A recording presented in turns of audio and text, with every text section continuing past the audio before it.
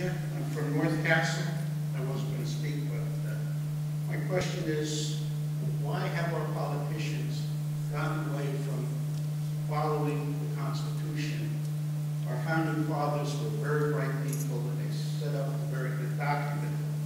And why I say that is, it's a fact that 57% of congressional spending is not authorized under the Constitution. That wasn't what government was set up to do.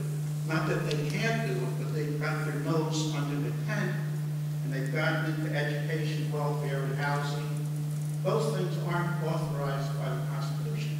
You can do it, but the way our founding fathers set that up was that if the governors want to let the federal government take over those things, instead of rightly within the states where they belong, you really get rid of the checks and balances, because to do that... Do you want to state your question a bit?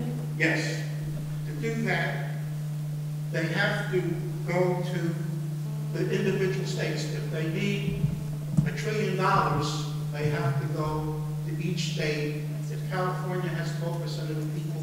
Excuse me, would you just phrase the question for the candidates? What is it you want them to address? Why do our elected officials at all levels, why are they so unaware of what the Constitution says, and why don't they follow it?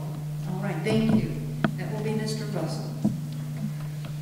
Well, I certainly agree with you that we've gotten a long way with the Constitution. I've been a great admirer of presidential candidate by the name of Ron Paul, who was known as the Dr. No in the Congress for voting against everything that he felt was not authorized by the Constitution. I think politics has a great deal to play in this, that when congresspersons can bring back the pork, it helps their electability. They can come to various parts of the community in August, September, October, and pose with local elected officials and say, this is what I procured for you, even if these funds are not things that the Constitution would have originally authorized, or that our founding fathers would have approved of. So it is a major problem, and I would certainly be one who would get back to what the Constitution provides for and stick to it. I am concerned about the Constitution, and I'm concerned about future appointments to the Supreme Court. As a woman, I am very concerned about women maintaining the right to choose, to making those very personal decisions with her family and those with whom she cares to make that decision, and not have a Congress dictate the decision. So I'm a supporter of family planning. I'm a supporter of the right to choose. To get back to your issue of, I think you said 13 billion out of a trillion, maybe you're not aware that even if the earmarks were all denied, that money would go to the agencies, and they would have the right to make those earmarks and those determinations. So I do believe that the transparency we brought to the process, the clarity we brought to the process, so that everybody who is requesting a specific need in their district has to justify it. And again, I'm very proud when I meet with the small businesses in the district, when I visit the schools, when I talk to many of the non-for-profit groups, that we can fulfill their needs as their representative in Congress. Thank you. And that concludes the audience question session, and we will move to closing statements. Reverse order from opening statements. So, Mr. Russell, would you like to make your closing statement? You have 2 minutes.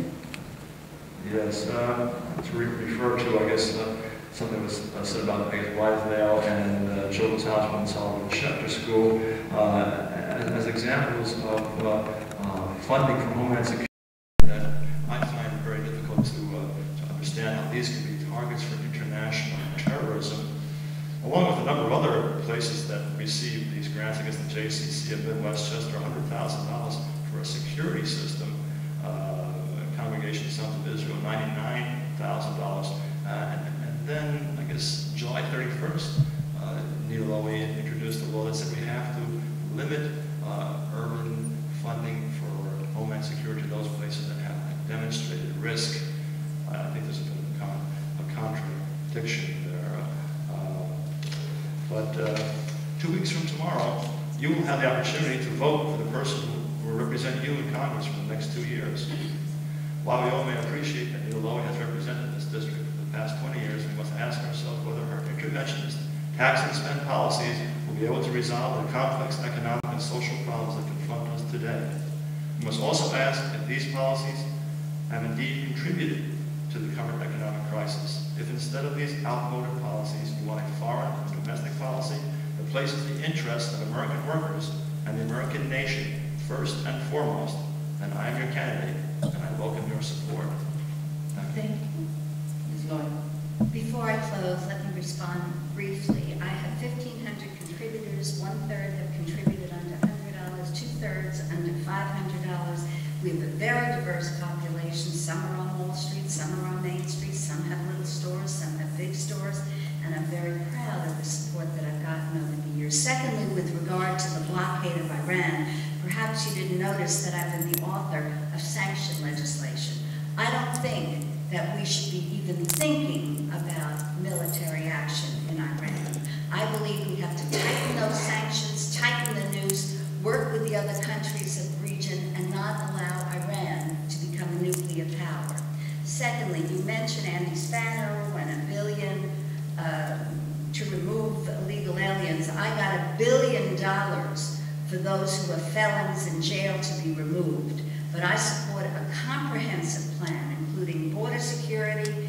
We have to be tough, we have to be fair. I've supported doubling the Border Patrol, not just supporting it, getting money, billions of dollars for that as well. But for those who are in jail, those who don't pay their taxes, those who don't obey the law, the $1 billion is there to deport them. Let me conclude by just saying I love being your Congresswoman.